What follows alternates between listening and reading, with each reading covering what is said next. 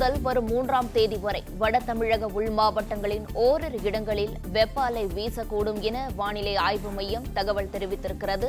இது குறித்த கூடுதல் விவரங்களை செய்தியாளர் மாணிக்கம் வழங்க கேட்கலாம். வணக்கம் மாணிக்கம், இது குறித்த முழு விவரங்களையும் சொல்லலாம்.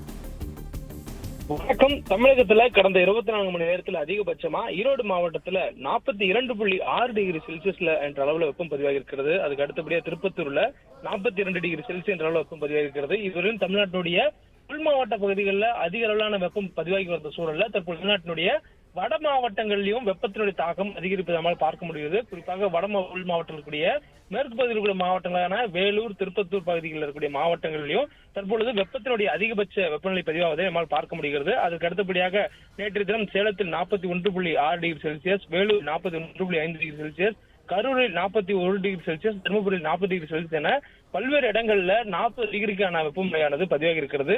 தொடர்ந்து வரக்கூடிய 5 தினங்களுக்கும் இதே போன்ற வானிலை நிலவுவதற்கான சாதகமான சூழல் இருப்பதாக வானிலை ஆய்வு மையம் தெரிவிச்சிருக்காங்க.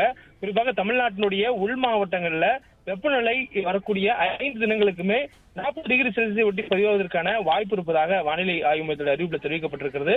குறிப்பாக இன்று வரக்கூடிய 4ஆம் தேதி வரை தமிழகத்தில் உள் மாவட்டங்கள்ல அதிகபட்ச வெப்பநிலை இயல்பிலிருந்து 5 டிகிரி செல்சியஸ் வரையிலும் மாறுபடலாம் எனவும், குறிப்பாக மே 1ஆம் தேதியிலிருந்து மே 3ஆம் தேதி வரையான காலகட்டத்தில் வட தமிழக மாவட்டங்களில் இருக்கக்கூடிய உள் மாவட்டங்களில் சமவெளி பகுதிகளில் தான் இந்த வெப்பத்தினுடைய தாக்கம் 5 டிகிரி செல்சியஸ் வரையிலும் அதிகரிப்பதற்கான வாய்ப்பு அதிக அளவில் இருப்பதாக வானிலை ஆய்வு மையத்தில் அறிவிப்பில் தெரிவிக்கப்பட்டிருக்கிறது. மேலும் இதன் காரணமாக நமக்கு வெப்ப அலை வீசுவதற்கான வாய்ப்பு வரக்கூடிய 1ஆம் தேதி முதல் 3ஆம் தேதி வரையிலும் நீடிப்பதாக வானிலை ஆய்வு மையம் தெரிவிச்சிருக்காங்க.